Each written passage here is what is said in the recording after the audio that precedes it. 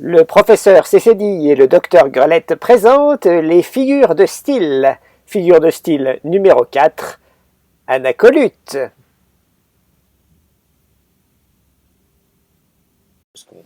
On ne maîtrise pas tout. Non, mais non. Enfin, Vous avez vu mon collier? Ah, on est à l'antenne.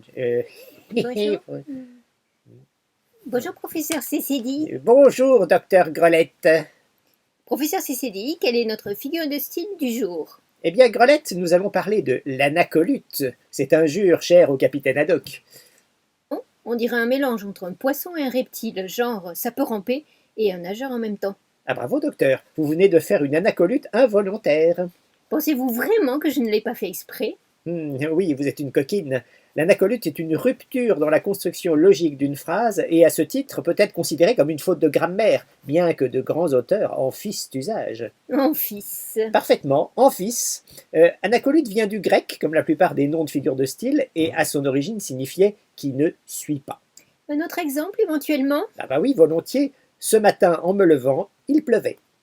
J'ai trouvé. Il n'y a pas de continuité syntaxique entre en me levant et il pleuvait.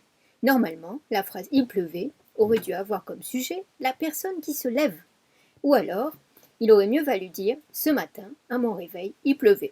Bravo docteur, c'est bien ça. Mais l'anacolute passe souvent inaperçu, sauf quand son emploi gêne la compréhension de la phrase. Si je vous dis vous voulez que je parle et manger en même temps, il y a anacolute si c'est moi qui mange en plus de parler, parce que la construction logique de la phrase fait supposer que le mangeur est celui qui parle. Je vois, mais je vous ai coupé la parole. On peut donc dire qu'une bonne anacolute, c'est une anacolute qui n'est pas ambiguë. Ah oui, mais c'est compliqué à dire, je comprends. Hein. Mais si vous voulez, docteur Grelette, mais n'oublions pas que chez les figures de style, l'ambiguïté peut être volontaire. D'ailleurs, il y a des anacolutes célèbres, comme celle de Blaise Pascal. Le nez de Cléopâtre, s'il eût été plus court, toute la face de la terre aurait changé. Le nez de Cléopâtre en tête de phrase n'est pas le sujet de la principale. Mais ça passe crème, hein, c'est un grand auteur. Ouh là là, c'est compliqué tout ça, mais j'espère que tout le monde a bien compris. N'hésitez pas à le dire en commentaire. Au revoir les amis. Oui, bah, faites comme vous voulez, hein. Au revoir. Ah non, pas par là. J'ai cafouillé là. En fait, il faut que je lise le... Tiens.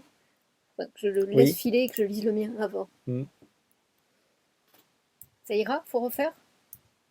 En fait, l'anacolute, il est compliqué. Celui-là, je vais peut-être le réécrire. Ouais. Parce qu'il est compliqué. Donc on laisse tomber là.